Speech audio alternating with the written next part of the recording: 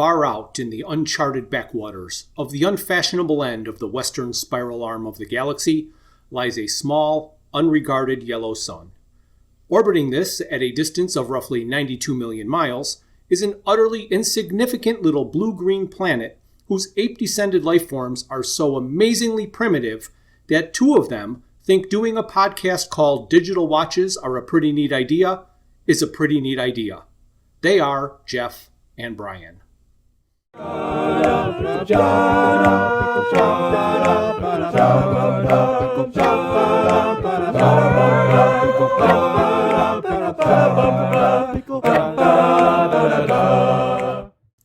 there, this is Jeff. I'm with my friend Bryan, and this is our Thanksgiving bonus episode.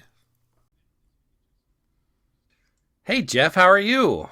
I'm doing great, Bryan. How are you? Well, I'm feeling like my pentameter is a little bit less than iambic today. Oh, is it really? Why is that? Because we're going to talk about poetry. All right, yes.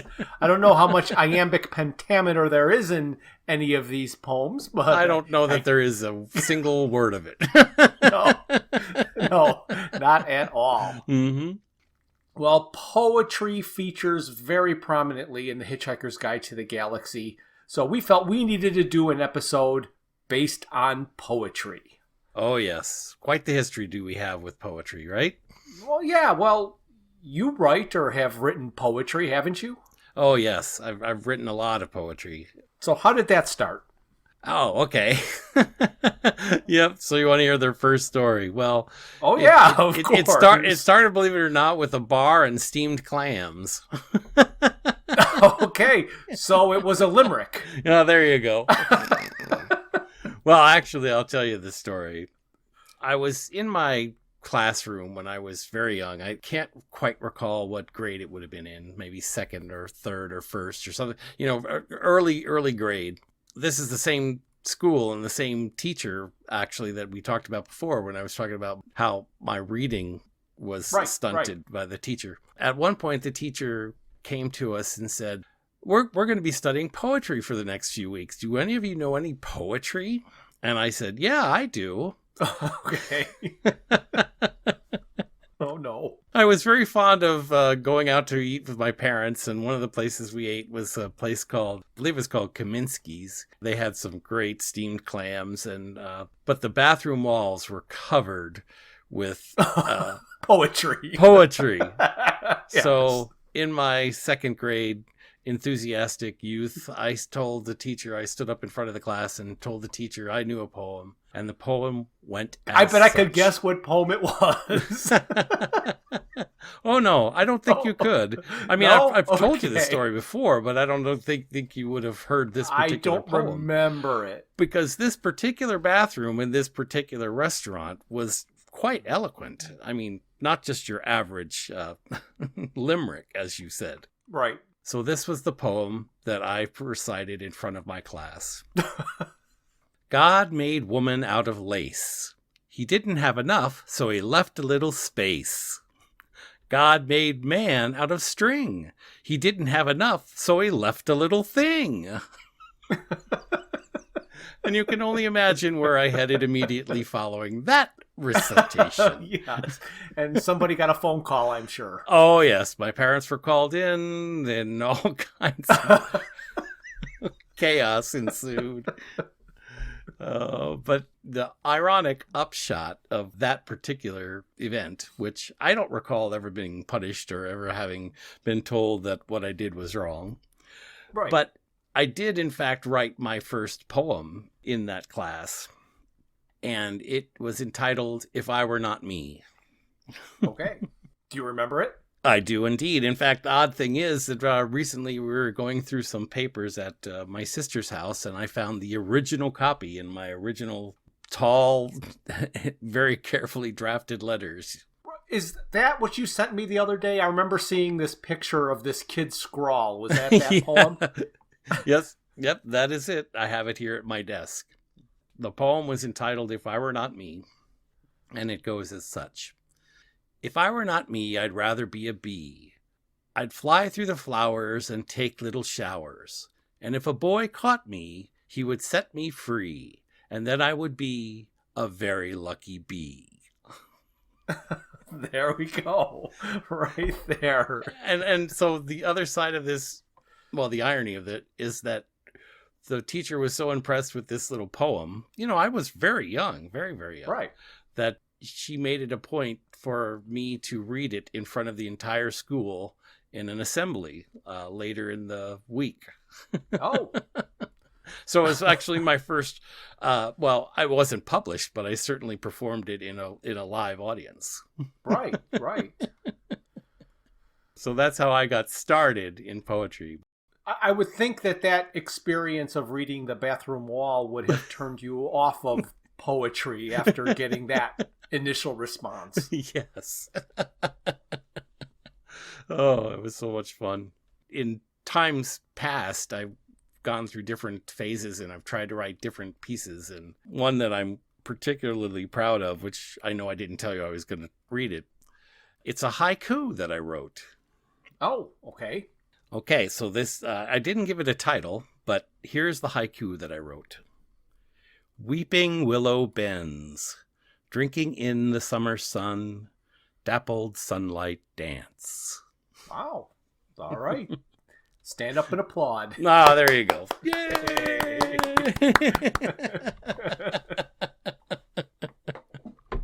Oh, but I remember you and I had a story about poems. Yeah, we were riding in the car, and I have no idea how we started talking about poetry, but you were telling me that you were writing poetry or some of the poems that you wrote, and you had written one, I believe that was titled I. Right. Yes. Like the singular me, I type of a thing. Yes. Did you have more than one poem or just the one? Well, the one you're talking about, it's interesting because I read a number of different poets, but one of them that I was really fascinated with was E.E. Cummings. And you may or may not be familiar with his work, but what is fascinating about the way that he writes is he kind of uses the page that he writes on as a structure, and the way that he places the words on the page and uses capitals or not capital letters and very rarely uses any kind of punctuation. Okay. So it was an homage, if you will, the poem that I wrote to E.E. Cummings. It was couplets. I mean, very short poem. And I was very proud of it at the time. I remember that particularly. Okay, yes. So anyway, I wasn't, I don't know how to say this, like impressed and amazed. I was more like poking fun and teasing. Yes, I know. I remember that. I remember that so distinctly. I got a kick out of it, And that's when I decided to write a poem right then and there. That's right. You did. And instead of I titled it Me, coincidentally, which then is like the title of your first poem. Mm-hmm.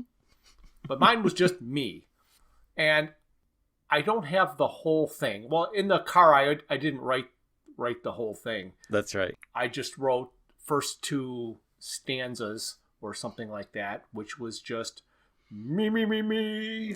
I don't want to gloat. Me, me, me, me. It clears my throat. Me, me, me, me. I could be wrong. Me, me, me, me. Sounds like a song. So that is about all I said for that whole trip. I couldn't get over myself. Oh, gosh. It was hysterical. So I had told that story over and over and over. And I'm at work and I'm with the ladies that I work with, and somehow they were talking about poetry, and there was this website. I don't remember exactly what it was. It was probably something just like poetry.com. It might even still exist. I have no idea. Mm-hmm. But it's where aspiring poets can submit their poems, and it might be selected and published in a book. And I was trying to explain that that whole thing is about selling books, not finding quality poetry. Yeah, exactly. And I said, to prove it, I am going to finish this poem and submit it and see if it gets selected to be in one of their volumes that they try to sell me. And sure enough, it did. Right. So I wrote the whole, I don't remember it. I couldn't find it. I didn't save it, but I wrote more of it, submitted it. It was selected for $69.99. I could get volume number whatever, which was going to include my poem and all of that. And I was just like, oh, come on. See, you know this isn't a good poem. I think it's the fourth worst in the universe. Oh, gosh, that's funny.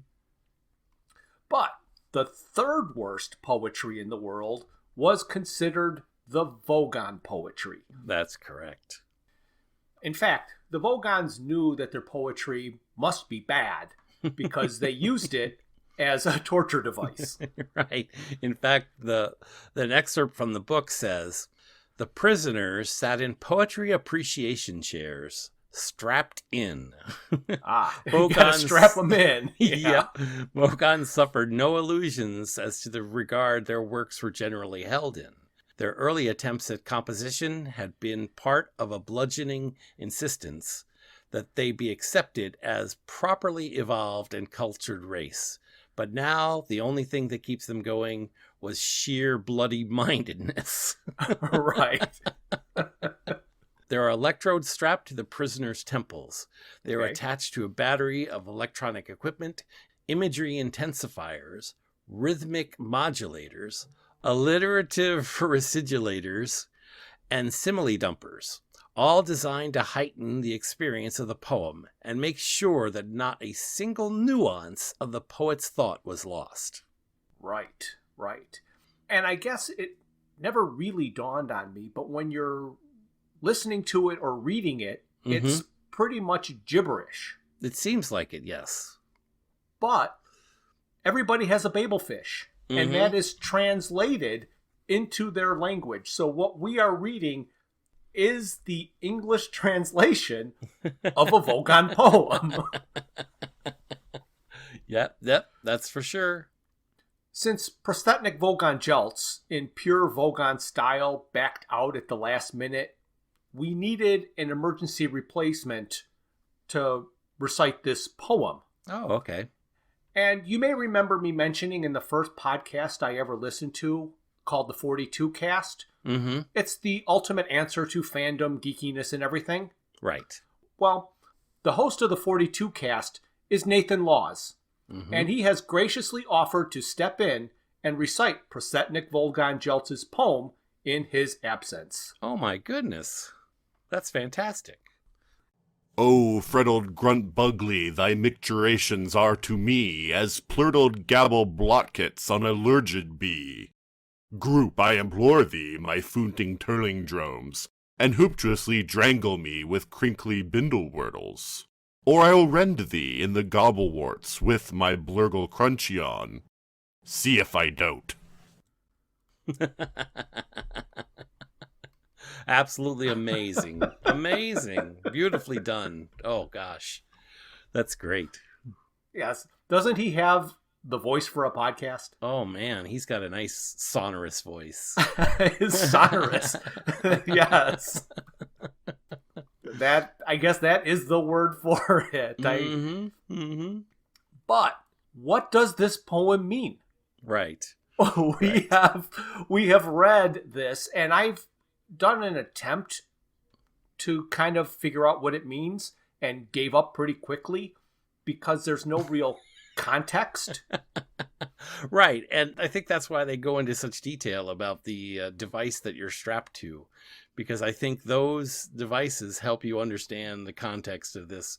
Although, as you read through these words, some of them have, a related English word that I think are meant to be implied here.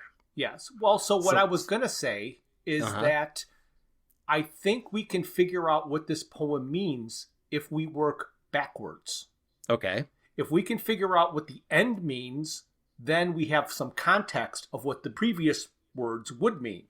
Mm-hmm, So, rend thee in the gobblewarts with my blurgle crunchin'. I think that's pretty obvious. Right. I mean, what they're talking about there. Right. Crunchin' is not a. I mean, it's a word that's not common, but used in the English language as a striking device. Yes. You know. So and we all know what the gobblewarts are. Yes, exactly.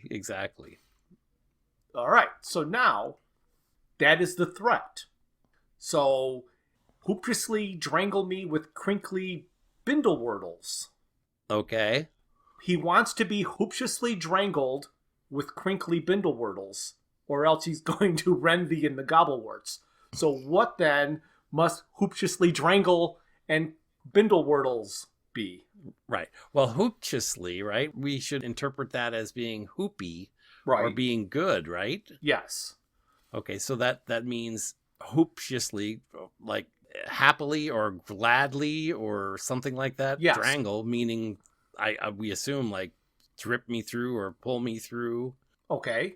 Me with crinkly bindlewordles. Now, I don't know. Something nice, something soft, bindle. I don't know. What do you think? Bindlewordles. Hoopiously drangle. So happily drag me through. Yeah. But not really drag, but kind of drag. Right, through crinkly bindlewordles. Like tickle me. Like, you know? Yes. Something like that? Is that what you think?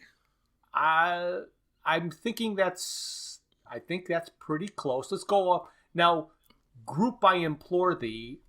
I didn't know if group was a like people or if group was more of just like an expression. Mm-hmm. Like group. Like, come on, or hey, I implore thee. Foonting Turlingdromes.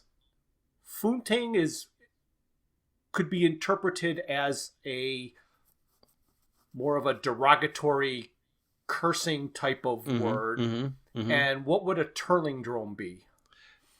I think they mentioned Turlingdromes or something to that, a similar word in the book earlier as, oh gosh, I can't remember what it was now. But as a group of people or groups of people. Okay, group of people. Okay, yes. So he's saying, listen, my friends. I mean, you know, you have to assume that yes. to a Vogon, friends would mean something entirely different. Yes. But he's basically saying, listen, my friends, and drag me through these crinkly bindlewordles. Yeah, right. Right. And Lurgid, are you going on to the first part of the sentences, right? Oh, yeah. Mm-hmm. Okay. Lurgid would mean like poisoned or diseased, right? Right. So is the bee the same as a bee? I think so, yeah. And plurtled gabbleblochets. On a Lurgid bee, like ugly warts or blisters or something like that. Yes, okay, yeah. Like festering blisters. Festering blisters on a diseased bee. Exactly. Okay. O freddled gruntbugly, thy micturations are to me. So freddled gruntbugly. That's the one that's a little bit tougher because micturations I can definitely see as an English word meaning the actions that you take or the things that you do. Right? Mm-hmm. So that's the thought I had. Freddled gruntbugly, is he referring to his friend or his best friend or his lover? I'm gonna go with gruntbugly meaning lover. I like those. I like that. Oh yeah. Freddled, there you go. I'm gonna mean is tired or worn out. Right. Oh, worn out lover, your actions are to me like festering blisters on a diseased bee. Oh, I'm begging of you, my friends, yes, Mhm. my special friends, my to happily drag me with dragging me with crinkly, like crepe stuff, Right, or right. Bindlewurdel's bindings, Yes, okay. like if his, like a scrunchie. You know how the elastic scrunchie is? Yes. So hooptiously drag me with crinkly scrunchies, Mhm. or I will rend thee in the gobblewarts with my blurgle crunching. See if I don't. So hey, you heard it here first. We have analyzed the poem. Oh, and I don't think anybody could have done it any better. Not a single soul. No. So it is said that the second worst poetry in the universe is from the Asgoths of Krea. And there is an excerpt from the book that describes an incident involving this poetry. Right. It says, during a recitation of their poet master Grunthos the Flatulent of his poem Ode to a Small Lump of Green Putty I Found in My Armpit One Midsummer Morning, 4 of his audience died of internal hemorrhaging, and the president of the Mid-Galactic Arts Nobbling Council survived by gnawing one of his own legs off. Yes. And when we were watching the BBC TV show, in the graphics, as we mentioned, they put a lot of these poems in there. So if you were actually looking and reading, you got to see what this poem was actually like. So because of the great psychological damage the reading inflicts on its listeners, I've asked brain care specialist Gag Hellfront to recite this poem. Wonderful.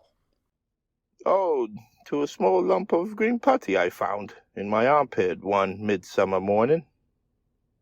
Putty, putty, putty. Green putty. Green peen. Grompitate. Morning. Prid summer.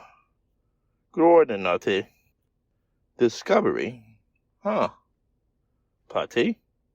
Armpit. Armpit putty. Not even a particularly nice shade of green. The author of this poem must have personality disorders beyond the dreams of analysts. He would be one of my most profitable clients.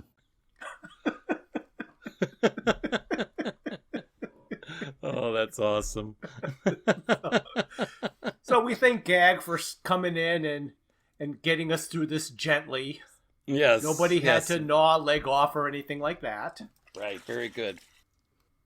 Something we didn't mention when we were watching the TV show is that there's a change that they made to the TV show that's not in any other versions of the book.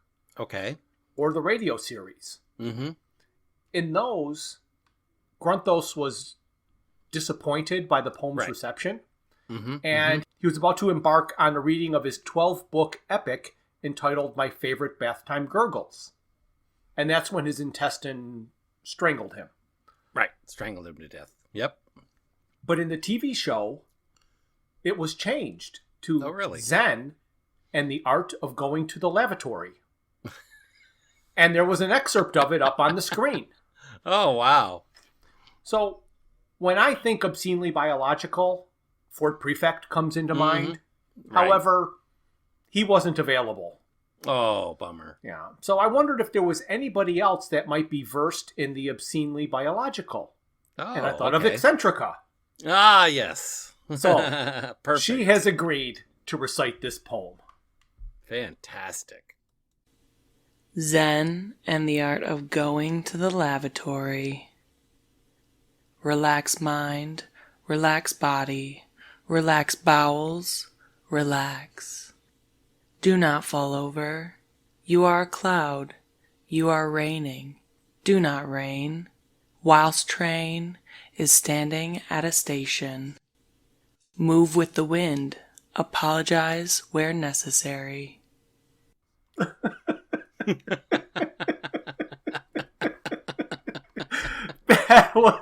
Oh, The brilliant. seriousness of which Eccentrica was able to read that was brilliant. And it's hard to imagine it being considered poor poetry with the way she reads it. Yes. Eccentrica brings a level of class. Oh, quite high, quite high. So now we get to the worst poetry in the universe, and this is a bit controversial. Mm-hmm. In the original radio series, it is said to be a gentleman by the name of Paul Neil Milne Johnstone. On the LP, the name was scrambled, and in the book, it was changed to Paula Nancy Millstone Jennings. Right. So my research leads me to believe that there was a real Paul Neil Milne Johnstone, and he lived from 1952 to 2004. Wow. Fantastic. He attended Brentwood School in Essex with Douglas Adams. He was the editor of Broadsheet, the Art Sphere magazine. Mm-hmm. This magazine kind of included mock reviews by Douglas Adams and some of Johnstone's poetry. I also read that Johnstone achieved moderate prominence in the poetry world as an editor and festival organizer. One of the festivals he organized was the 1977 Cambridge Poetry Festival. Fantastic. I believe this guy was real. Of course, yes. I 100% agree. Try that again. I 100% agree. There are some that believe that he's still fictitious. What I do not understand, and it makes his being fictitious believable, is why his actual poetry is so hard to find. Mm-hmm. If he's got all these poetry credentials, Right. why can't you find any of it? Especially when the Hitchhikers came out. Mm-hmm. You would think he would just publish a book of poetry because it would have sold. Mm-hmm. Granted, hard to put out a book when you know it's going to be bought because Douglas Adams said it was the worst poetry in the universe. But he could have sold a lot of books. Mm-hmm. One article I found stated that Douglas Adams was not a fan of his poetry because it's always about dead swans. Right. I was able to find one example of Mr. Johnstone's poetry online. It supposedly appeared in that before-mentioned Broadsheet, the Art Sphere magazine. Mm-hmm. Mm-hmm.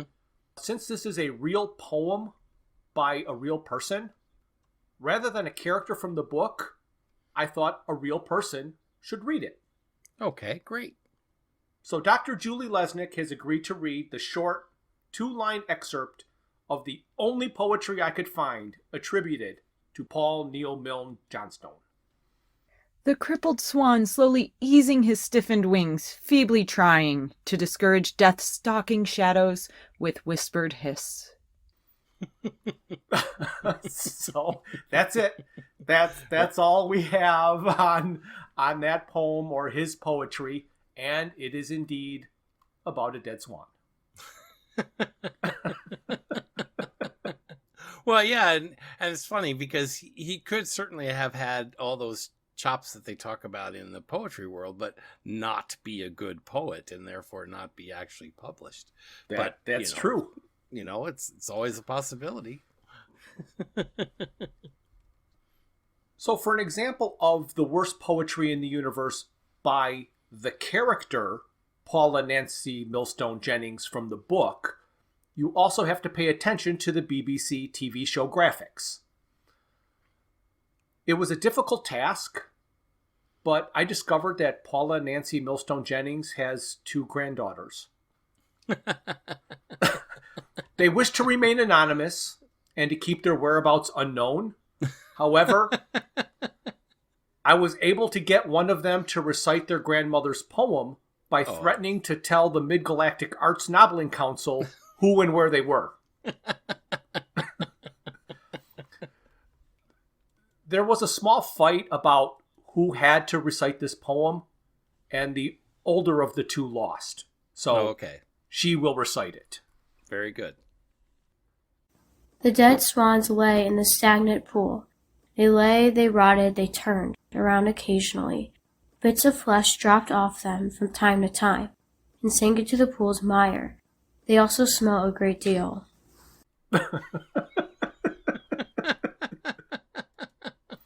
Could she have sounded any more bored? Oh, it's perfect. A perfect rendition. It was a perfect rendition. That's the end of the poetry in the books. Mm-hmm. However, this series contains many songs. And a song can be described as poetry set to music. Mm-hmm. Especially the songs in The Hitchhiker's Guide to the Galaxy. Right. With rare exception is the music ever established. Mm-hmm. Mm-hmm. The first song that's ever mentioned comes even before the Vogon poetry, Right. is the Orion mining song about that old jank spirit. Right. We used it in a commercial with Eccentrica Columbus last season. And so, to refresh your memory, here is Eccentrica reciting the lyrics of the song. Oh, don't give me none more of that old jank spirit. No, don't give me none more of that old jank spirit. For my head will fly, my tongue will lie, my eyes will fry, and I may die. Won't you pour me one more of that sinful old jank spirit? Well, I think every song and every poem is better when it's read by Eccentrica. You bet.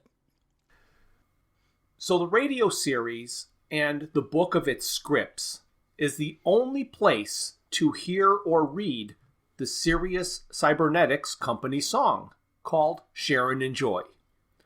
For those who may not have heard it, we must warn you that unfortunately, another of the computing errors for which the company is justly famous means that the robot's voice boxes are exactly a flattened fifth out of tune, and the result sounds something like this.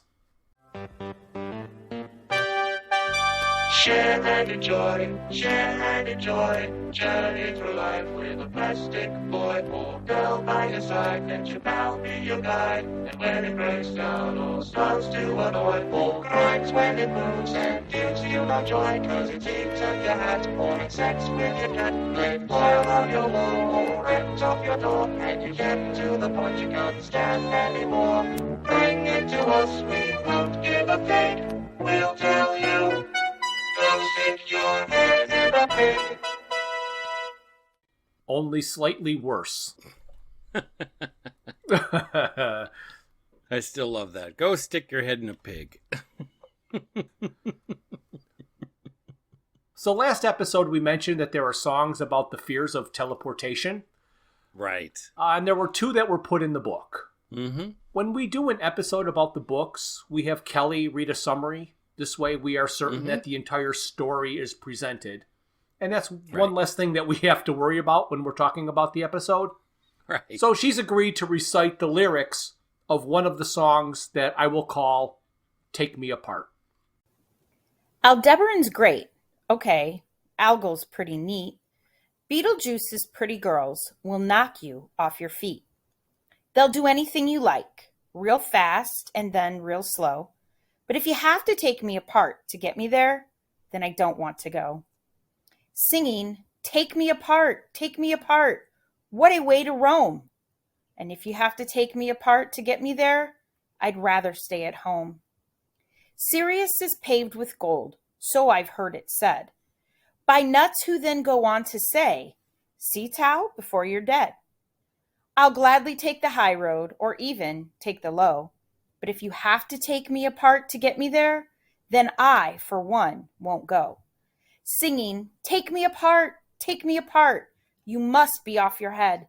And if you try to take me apart to get me there, I'll stay right here in bed.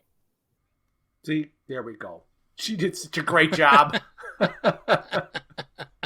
Incredible. I love it. Yeah, I'm so glad she's doing our summaries for us. Yeah, she's great. There was another short, fun ditty on the same subject. It was better. I loved it so much. Yeah. Well, I was able to have the younger of the 2 granddaughters of Paula Nancy Millstone Jennings recite the lyrics of this song. Wonderful. I teleported home one night with Ron and Sid and Meg. Ron stole Maggie's heart away, and I got Sydney's leg. Short and sweet. Oh my gosh, so good. That's my second favorite poem or song in the book. My first is this next one. Okay. Which is when Marvin was trapped in the deep well of darkness and harnessed to the Cricket war computer, he composed short, dolorous ditties of no tone or indeed tune. So Marvin was kind enough to stop by to perform his lullaby. Wonderful. Now the world has gone to bed. Darkness won't engulf my head. I can see by infrared. How I hate the night. Now I lay me down to sleep. Try to count electric sheep. Sweet dream wishes you can keep. How I hate the night.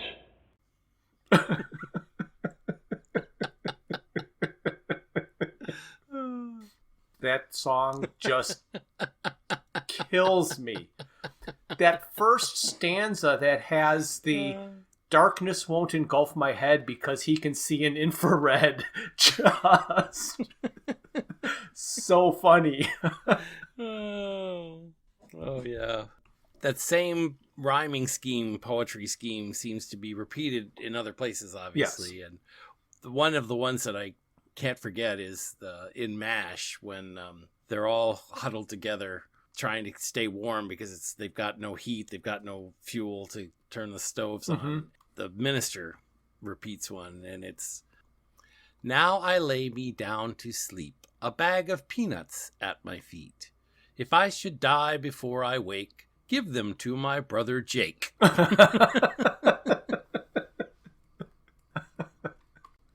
All right. So in Tertiary Phase, which was the audio version or the radio version of Life, the Universe, and Everything, there was an example of one of the songs that was performed by the people of Cricket, which were like some of the most beautiful and idyllic songs ever written. And I recall that when we discussed this, we had a little bit of banter about whether or not this was one of their best songs ever written or just one of the songs they happened to be singing as they're walking through the woods. Right. Well, I guess we also had a conversation that was saying that they couldn't use the most beautiful because then we would just be weeping. Yes. And I will try to keep you from weeping. Okay. I will now recite the lyrics of this song for you. All right. Our lovely world so lovely, and everything's so nice, and everyone's so happy beneath the ink-black skies. She is the only one for me. I'm under her spell, I can't resist. We walked hand in hand above the grass, then in the dark we kissed. Our lovely world so lovely, see how the flowers grow. It's such a shame my dog died, he loved the flowers so. It's so much fun working on the farm, it fills my heart and soul with pride. My wife and kids waiting safe from harm, makes me feel so warm inside. Our lovely world so lovely, and everything's so nice, and everyone's so happy beneath the ink-black skies. Oh, that deserves more applause. Oh, you're killing me.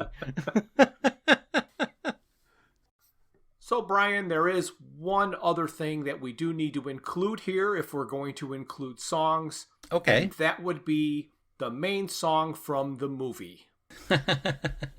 What a great idea. Yep, I see that. I was going to call it the title song. However, The title of the song is So Long and Thanks for All the Fish, and the movie is The Hitchhiker's Guide to the Galaxy. So theoretically, it's not the title song, but it was the song that played during the title.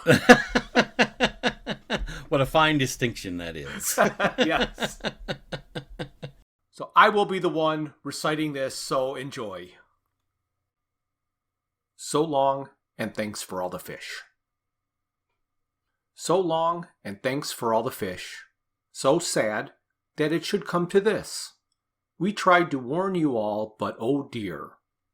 You may not share our intellect, which might explain your disrespect for all the natural wonders that grow around you. So long and thanks for all the fish. The world's about to be destroyed. There's no point in getting all annoyed. Lie back and let the planet dissolve. Despite those nets of tuna fleets, we thought that most of you were sweet, especially tiny tots and your pregnant women. So long, so long, so long, so long, so long. So long, so long, so long, so long, so long. So long, and thanks for all the fish. So long, and thanks for all the fish. So sad that it should come to this. We tried to warn you all, but oh dear. Despite those nets of tuna fleets, we thought that most of you were sweet, especially tiny tots and your pregnant women. So long, so long, so long, so long, so long. So long, so long, so long, so long, so long. So long, and thanks for all the fish. All right. Yeah, see, now that was a lot of so longs in a row. Yeah, it was. Yeah. Sounds better when you sing it, though. It definitely does. The way this whole idea of doing a poetry episode started was when I was just searching online. I found an article that said back in 2014, archivist Stacy Harmer was looking through old books in a cupboard, that's a closet for us here in the United States, at Brentwood School in Essex, which Douglas Adams had attended. And she found a long-lost poem he wrote in January of 1970 when he was 17 years old. So at the school, there was a group called the Candlesticks Society, which would get together and read plays. Douglas Adams was trying to join that group, and they had an initiation process that you had to pass before being allowed to join the group. Part of the initiation to the society was to write and read aloud to the society a poem on the subject of a candle. If the current members liked your poem, they let you join. So a poem was penned, and the article stated that the poem was deemed good enough for him to join the group. So before we do our final poetry presentation, I do want to thank, from the bottom of my heart, everybody who participated and submitted recordings of the poetry for this episode. That would be Nathan Laws, host of the 42 Cast, for reading the Vogon torture poem, Danny Ortega for his portrayal of Gag Hellfront, reading the Green Putty song, Carly Rounds for her portrayal of Eccentrica Golumbitz for both of her Zen and her Orion mining song, Dr. Julie Lesnick for reading the real poem about the swan, Lily Lesnick for portraying one of the anonymous granddaughters of Paula Nancy Millstone Jennings, Kelly Lesnick for reading Take Me Apart, Lucy Lesnick for portraying the younger of the two anonymous granddaughters of Paula Nancy Millstone Jennings, and Jim Berard for his portrayal of Marvin and his lullaby. And a very special thanks to Lorraine Campbell for the following poetry recitation.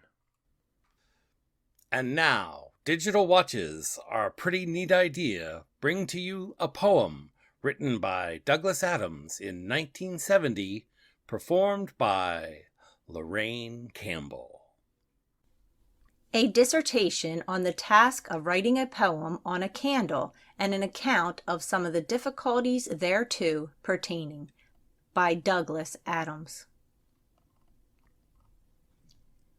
I resisted temptation for this declamation to reach out to literary height, for high aspiration in such an oration would seem quite remarkably trite. So I thought something pithy and succinct and clever was exactly the right thing to write. For nights I sat musing and musing and musing, whilst burning the midnight oil. My scratching seemed futile, my muse seemed quite mute, while my work proved to be barren toil. I puzzled and thought and wrestled and fought, till my midnight oil was exhausted. So I furthered my writing by dim candle lighting, and found to my joy this of course did the trick, for I flowered, my work candle-powered, was inspired, both witty and slick. Pithy and polished, my writing demolished much paper as I beguiled myself with some punning. My word play was stunning, I wrote with the wit of a wild. At length it was finished, the candle diminished. I pondered and let my pride burn. At the great acclamation, the standing ovation, its first public reading would earn. But lost in the rapture of anticipation, and thinking how great was my brilliant creation, I quite failed to note, as I gazed into space, that incinerary things were about to take place. That which had ignited my literary passion was about to ignite what my passion had fashioned. And oh, all was lost in a great conflagration, and I just sat there and said, hell and damnation. For the rest of the night and the following day, my muse in the meantime had flitted away, alarmed, no doubt, at the ornamentation my language acquired with increased consternation. So unhappily the fruits of my priceless endeavor are lost to the literary world forever. For now I offer this poem instead, which explains in itself why the others unsaid. Thank you for listening to Digital Watches Are a Pretty Neat Idea. Look for us the first Thursday of every month for a full episode. We will also release a bonus episode later in the month. A very special thanks goes out to Luke, Max, Greg, and Tim Lesnick for arranging and performing our opening theme. We would also like to thank our talented friends and family for their voice work on our introductions and commercials. Visit our website at digitalwatchesareapretyneatidea.buzzsprout.com, where you can find links to all my Hitchhiker's Guide to the Galaxy inspired t-shirt designs. You can find us on Facebook and YouTube as Digital Watches Are a Pretty Neat Idea, on Instagram as Watches Idea Podcast, and on Twitter at Watches Idea. If you'd like to contact us, our email is digitalwatchespodcast@gmail.com.